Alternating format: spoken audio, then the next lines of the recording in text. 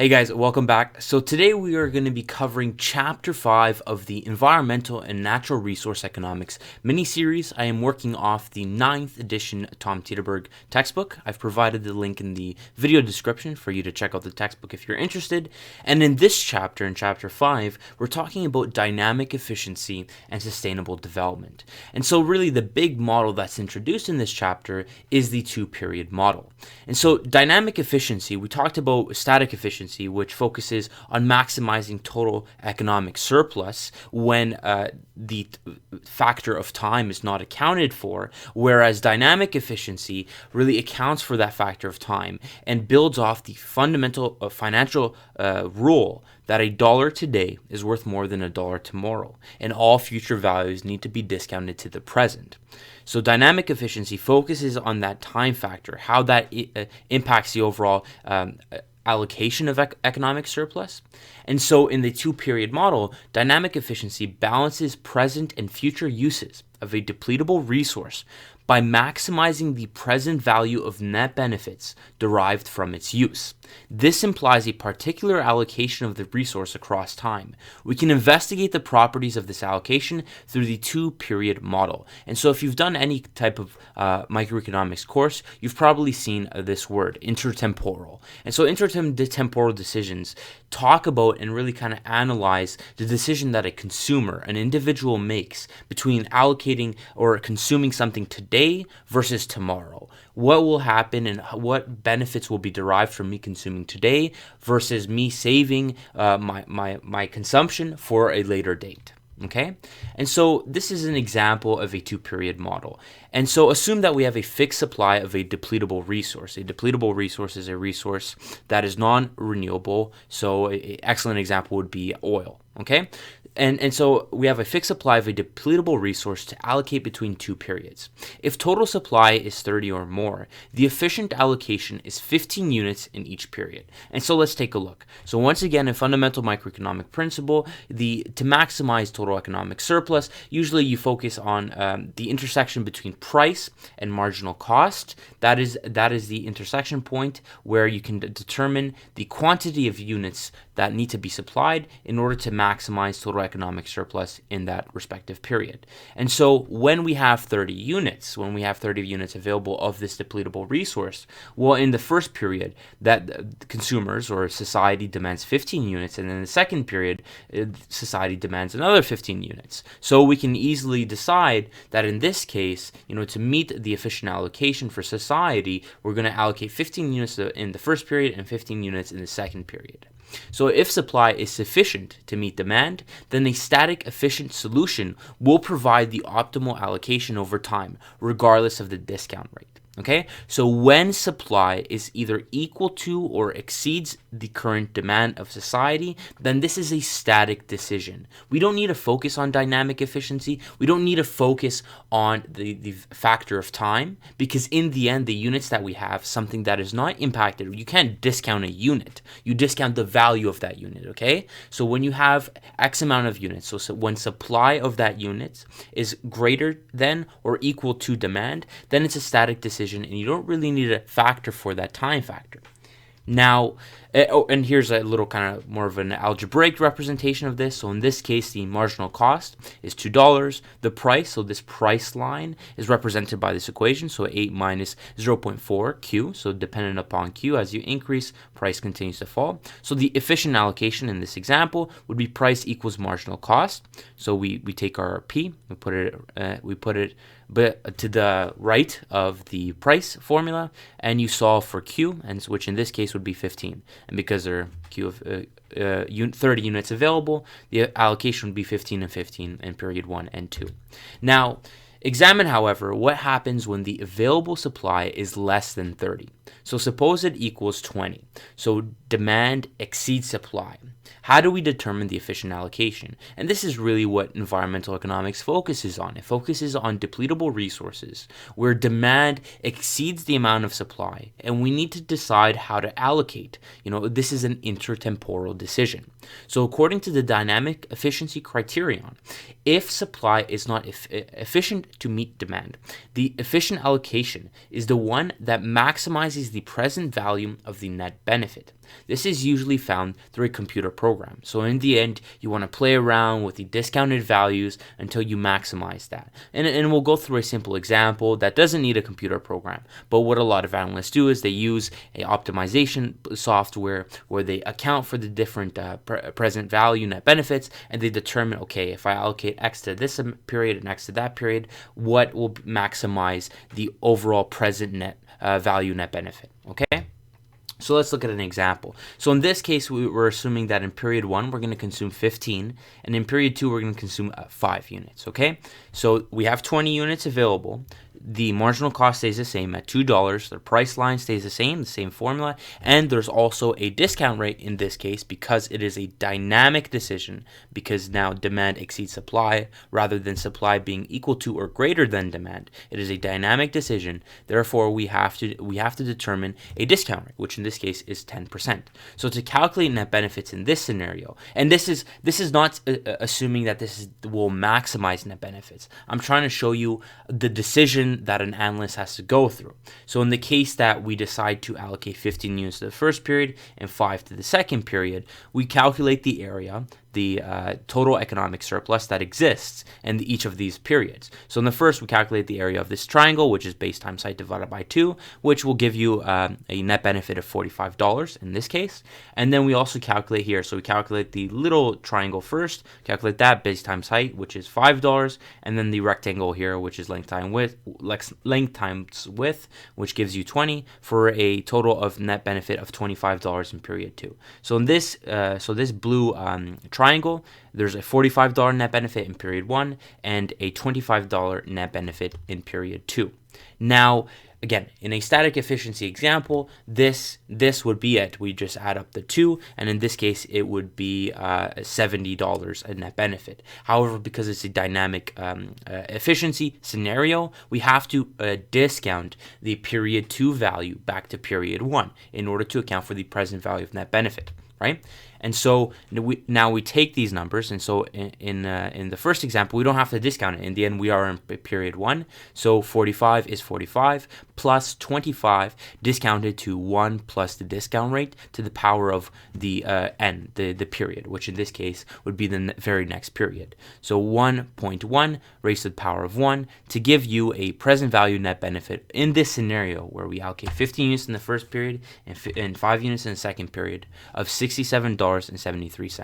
Okay, so that's an example of really what your thinking is, how the methodology is, and essentially what you want to do in an efficient allocation when accounting in this two-period model is to maximize this number to get the highest possible present value of net benefit. Whatever the Q1 and Q2 value will be, you need to focus on maximizing that, and that would be considered the dynamic efficiency in the two-period model.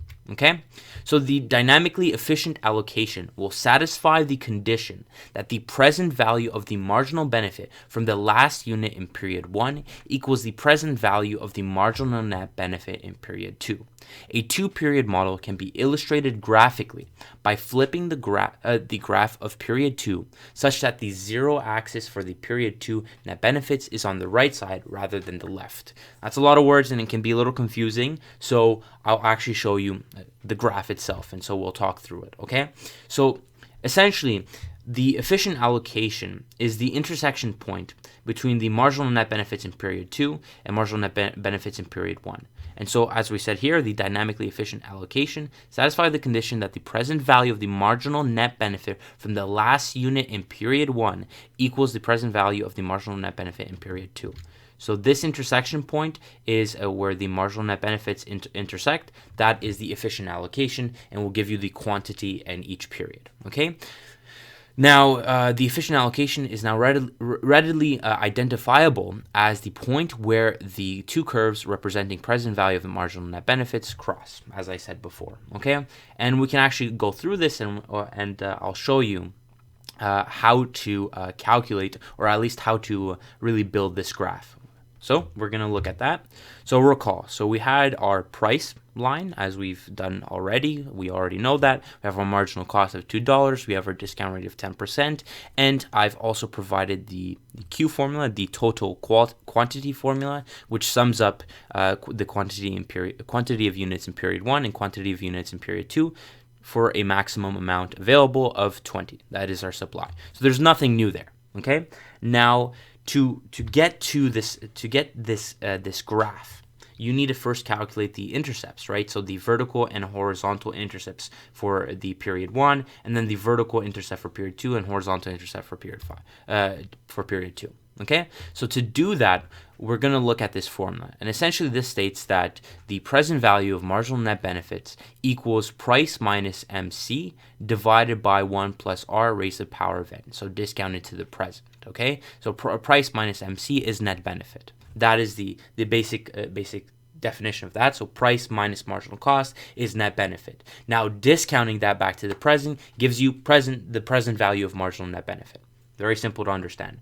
Now in the first period, where we are in the current period, well, you don't really have to discount it. So this formula really turns into just P minus MC, so marginal net benefit. So when Q1 equals 0, we just simply sub Q1 equals 0 into this Q over here, minus 2. So we take our P formula and we take our marginal cost of 2.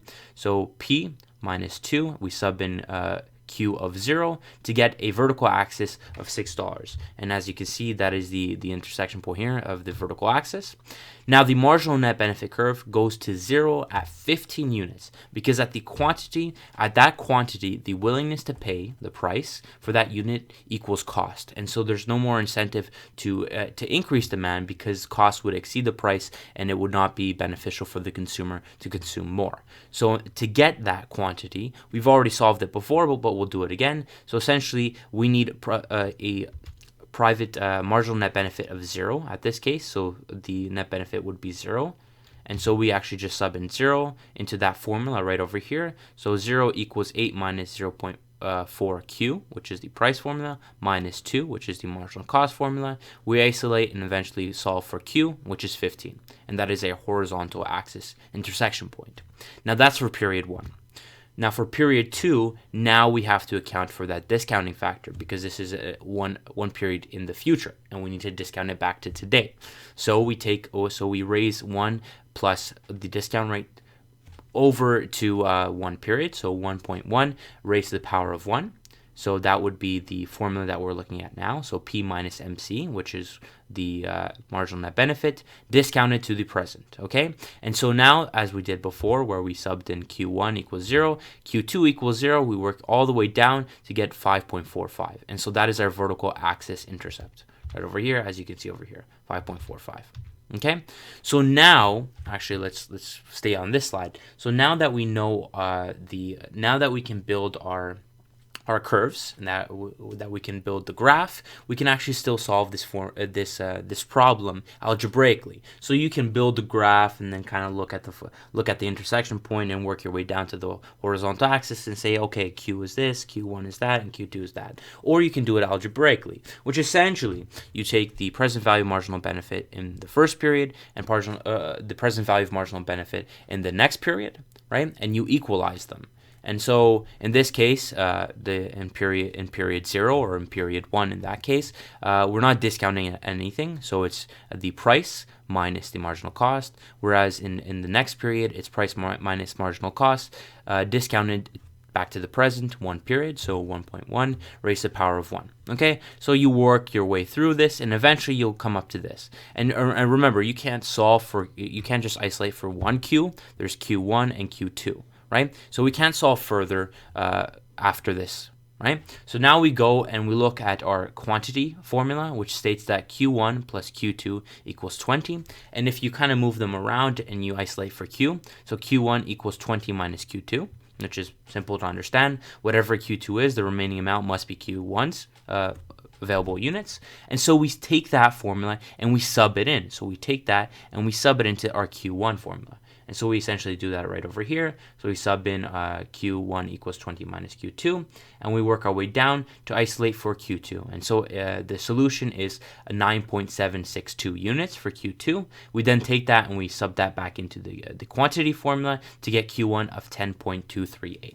And that's how you solve for the number of units, the efficient allocation. So the number of units that we will allocate in order for the present value of net benefits to be maximized. Okay? So what happens if we increase the discount rate? Oops, let's work through this a little bit, really quickly. So what happens if we increase the discount rate, the R value? So in the previous example, it was 10%. If we increase that, then the period two curve over here will become flatter. In the end, the marginal net benefits, the present value of those marginal net benefits will become smaller, and because they're discounted at a higher rate, and so this curve will become flatter. And because of that, the intersection point, you will see that there's an increased quantity consumed in period 1 versus period 2. The optimal allocation increases the quantity demanded or that would be consumed in period 1 versus period 2. And that's a very important principle to understand. So the larger the discount rate, the greater the amount of rotation required. The amount allocated to the second period would be necessarily smaller with larger discount rates. The general conclusion, this is very important, which holds for all models we consider, is that higher discount rates tend to skew resource extraction towards the present because they give the future less weight in balancing the relative value of present and future resource use. And so to really solidify our understanding of that, we will introduce a concept called the marginal user cost in the following slides to really help you understand this. But essentially, just a quick overview of why, as R increases, we consume more in period 1, is because the opportunity cost that is foregone is discounted at a higher rate, and therefore it's much more beneficial to consume now because the present value, the marginal net benefits, the present value of those marginal net benefits in the future periods will be discounted at a higher rate, and therefore will be valued less today. Okay? So with an efficient allocation, you must take scarcity into account. So going back to that two-period model, the fundamental assumption, when resources are scarce, greater current use diminishes future opportunities. And now we introduce this important concept. So intertemporal scarcity imposes an opportunity cost that we henceforth refer to as the marginal user cost. When resources are scarce, greater current use diminishes future opportunities. The marginal user cost is the present value of these foregone opportunities at the margin. Now, this was something that I struggled to understand when I was first learning this. And the easiest way to understand this is essentially, let's look at an example where you have a bucket of water, okay? And that's all the water that's available to you ever, okay? The more water that you drink today, the less water you will have tomorrow, okay? That's simple to understand. Now, if you demand the same amount of water today as you will tomorrow, well, the way you value the water in the first period is much less than the amount how you will value the water in the second period, because in the second period you will have less. Therefore, your value for that bucket of water will increase. And so the opportunity cost, the definition of opportunity cost is when you're looking at three alternatives. If you pick alternative A, the opportunity cost for alternative A is the foregone net benefits of opportunity B and C. So in this case, if you are consuming today, the opportunity cost is the net benefit that would have come from period 2. And because you value your bucket of water higher in period 2, because there's less, then if you consume today, then the opportunity cost is much higher tomorrow, and therefore the opportunity cost is significantly higher if you consume today. Okay, and so your marginal user cost will continue to increase as you consume more and more and more. And so if you go to period 3, if in this the second day you drink even more water from that bucket, and there's less water to consume in day 3, then in day 3 that bucket of water becomes even more expensive, and therefore the opportunity cost of consuming in day 2 is much higher, and so that marginal user cost increases. That is the best. That took me so long to understand, by the way, but that is essentially what marginal user cost is. And so we'll look at an algebraic example. So to simplify, So marginal user costs. When there's no scarcity, we don't care about marginal user costs. In the end, our price equals our marginal cost. We talked about that already. So price will always equal marginal cost, and that's the efficient allocation. But when there is scarcity, when the opportunity cost, when there's a bucket of no scarcity, there's no bucket of water. We don't have to worry about that. There's a bunch of water that we have, and we never have to really consider it being scarce to us. Whereas if we have a bucket of water and only a bucket of water, then an additional cost that's added is the marginal user cost. So now it's the marginal cost, the actual cost of extracting and really producing or at least consuming that water, plus the opportunity cost that were foregone if we were to consume it tomorrow. Right? And so we can actually isolate to calculate the marginal user cost in any scenario by subtracting the marginal cost from price. And so the difference in this case is marginal net benefit. Okay? So marginal user cost is actually marginal net benefit. So an efficient market would have to consider not only the marginal cost of extraction, so marginal cost for this resource, but also the marginal user cost, the opportunity cost foregone. The marginal user cost will rise over time at the rate of discount, causing prices to rise over time. Okay? So in the first case, we had 30 units and 15 were consumed in each period. Thus, price equals a marginal cost. There was no scarcity, so price equals $2. In the second case, scarcity exists because people demanded 30 and the quantity available was there were only 20 units available. So scarcity exists, and we solved the model. So we already solved this for an optimal solution in Q1 of 10.238 units, and in Q2 the quantity demanded in the second period of 9.762.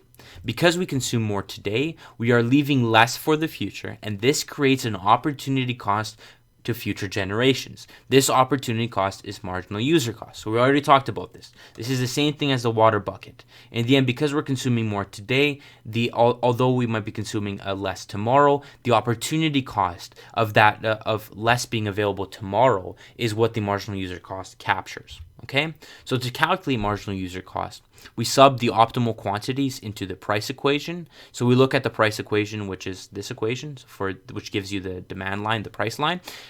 So 8 minus 0.4 times the quantity. So we sub in the quantity in the first period to give you a total price of 3.905, and then we sub in the second quantity to give you a price in period 2 of 4.095. So although when we're looking at a static decision, we're looking at the intersection between marginal cost and price, which is over here. When you're accounting for the marginal user cost, our price increases significantly, and so now the new price line is at $3.90, and so the intersection point gives way to the optimal allocation. Okay, so if you were to exclude this line over here, when we're looking at a static decision, the marginal cost equals the demand curve or the price curve right over here, and so it would give rise to the 15 unit demanded, and that would be the static optimal allocation.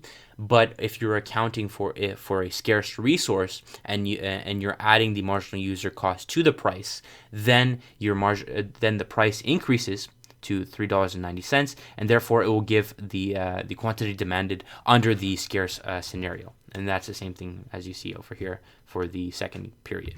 Now, to isolate and actually calculate what the marginal user cost is for each of those periods, you then take the price for each of the periods, and then you subtract marginal cost, which is $2. So you subtract $2 from each of these numbers to isolate and get a marginal user cost in period 1 of 1.9, and then a marginal user cost in period 2 of 2.09. Okay, and so we talked about this marginal user cost increases over time, and so this is shown in the 2-period model, where it's lower in the first period than it is in the second period. Okay. So now the big question. So once we've, from an algebraic perspective, the 2-period model focuses on how we allocate those resources. So really the question is, how much do we leave for future generations? And so the criterion that a lot of societies base their decisions on is a sustainability criterion, which suggests that at a minimum, future generations should be left no worse off than current generations. Allocations that impoverish future generations should be considered unfair under this criterion. Another consideration is John Rawls' veil of ignorance, which was proposed and states that it prevents people from knowing their eventual position in society. So it assumes that people are ignorant to what their current decisions will impact future generations. And so that veil of ignorance really helps people just become comfortable with the current situation, and decisions are made based upon the decisions of previous generations, which is not wrong. In the end, you want to focus on the sustainability criterion and at least ensure that the current living standards are going to be the same as in the future, right? And I think this always comes to mind. There was a movie back, I think a few years ago, Elysium, talking about how in the future, living standards absolutely collapsed. Across history, we've seen that living standards have improved, but as resource scarcity and the concerns of environmental damage continue to increase and continue to impact our lives, all of a sudden, we might see that 20, 30 years from now, the standard of living might actually decline, okay? So a dynamic, efficient allocation will not automatically satisfy the sustainability criterion, but can be consistent with sustainability. In the previous example, we calculated the optimal allocation for each period, and so the present net benefits in the first period was 40.466, and in the second period it was 39.512. Now, under the sustainability criterion, this fails, because in the end, 40 is higher than the second. So the present value of net benefits in the first period is higher than in the second period. And therefore, it's not sustainable under the sustainability criterion. But what this textbook suggests is that if the first generation sets aside the 0.466, so that they only benefit from 40, and invest the difference at the discount rate of 10%, so they multiply by 1.10, then the second period would have net benefits of 40.025, and this kind of solves that scenario that in the end, people will consume 40 in the first period and then 40.025 in the second period, and that meets the sustainability criterion. Whether people actually do this or not, that's a different question. Are people short-term or focused, or are they long-term focused? And unfortunately, in the political system of today, when you're focusing on election terms and re-elections of just 4 to 8 years, a lot of people don't really think about 20, 30 years in the future. They just focus on the short term, which is sad, unfortunately. Now, according to the theorem that is now known as the Hartwick Rule, if all of the scarcity rent from the use of scarce resources is invested in capital, the resulting allocation will satisfy the first definition of sustainability. And so we talked about scarcity rent in a previous video, but essentially if that rent that it continues to persist and exist due to the marginal use value of land and of resources, if that's invested into capital, into total capital that's available, then you might be able to support that standard of living that meets the sustainability criterion. So in general, not all efficient allocations are sustainable, and not all sustainable allocations are efficient. Market allocations can be 1, efficient but not sustainable; 2, sustainable but not efficient; 3, inefficient and unsustainable; and 4, efficient and sustainable. And so essentially, this focuses on the possible environmental policies that might be implemented in order to maintain that standard of living. And there are four possibilities that could occur. Either it is efficient but not sustainable, or sustainable but not efficient. Either it's 1, 2, 3, or 4. Okay, so those are the 4 options when it comes to the possible environmental policies that might be implemented. So it suggests that one way to tell whether an allocation, a spending pattern, is sustainable or not is to examine what is happening to the value of the principal over time. So the Hartwick Rule, I think the easiest way to explain this is, say for example, you inherited $10,000, okay? So that $10,000 is technically your principal. And then you go to the capital markets and you invest that principal, or you use that principal to consume something, or whatever it is. So you have that money that you can consume. In the end, the Hartwick principle states that you want to preserve that $10,000. So the optimal solution would be to invest it into the market. The returns that you receive, you can use, you can consume, you can do whatever you want with those. But the principal, that $10,000 that you inherited, continues to stay the same.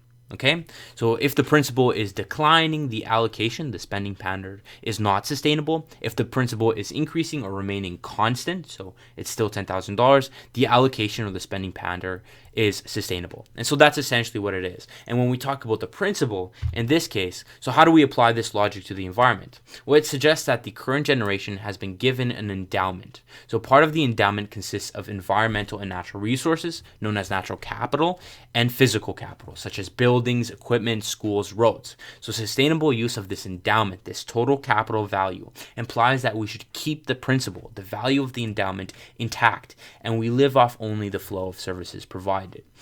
Okay? Now, there are three alternative definitions of sustainable allocations. So there's a weak sustainability. The value of total capital stock should not fall, so the principal stays the same. There's strong sustainability, which is preserving natural capital, the value of natural capital, under the assumption that natural and physical capital offer limited substitution. And three, there's environmental sustainability, which states that the physical flows of individual resources should be maintained, not merely the aggregate. Okay? So let me explain these all three of these sustainable allocations. So the first one states. So let's look at. Okay, let's assume that you have. So total capital assumes the known as natural capital and physical capital. So let's assume that natural capital is $5 and physical capital is $5. Okay, so in the weak sustainability scenario, the weak sustainability allocation, essentially, both of these add up to $10. So whatever happens in the future, you want the total value to equal at least $10 or more. Okay, so and what the problem is, usually natural capital falls off as you consume more and more and more. There's less available, and natural capital begins to fall. And so the difference is usually made up in physical capital. So in the end, your natural capital might turn out to be worth $2 in the future, and then you, at the minimum, under the weak sustainability scenario, have to have $8 in physical capital. Okay, the strong sustainability scenario preserves the natural capital value. So in the case that we have $5 and $5 for a total of $10, it doesn't matter what the total is. We have to make sure that the total value of natural capital continues to be at least $5 or more. Okay, and the environmental sustainability assumption, which is probably the most difficult to attain, states that both have to stay at their respective levels. So physical capital has to be at least $5 or more, and natural capital has to be at least $5 or more. Okay. Hopefully that will clear up any concerns. So other than that, that's pretty much it for Chapter 5. As always, I've provided the link to the textbook in the video description. So if you're interested in buying the textbook or learning more about the author and his resources, please do check out the link. Also, if you're interested in financial markets, investing, all that kind of stuff, please do check out my Seeking Alpha profile. I write a lot of research on resource companies, mineral companies, and other mining assets. So hopefully maybe things that you've learned off this video series, you can kind of apply when reading my research. Other than that, if you have any questions or concerns, please do comment in the video below, and I'll be sure to get back to you as soon as possible. And as always, please like and subscribe to my channel. Like the video, subscribe to the channel for more videos in the future. Maybe you won't need any of my videos in the future, but at least the support, I would really appreciate that. Other than that, guys, good luck with all your learning, and have a great day.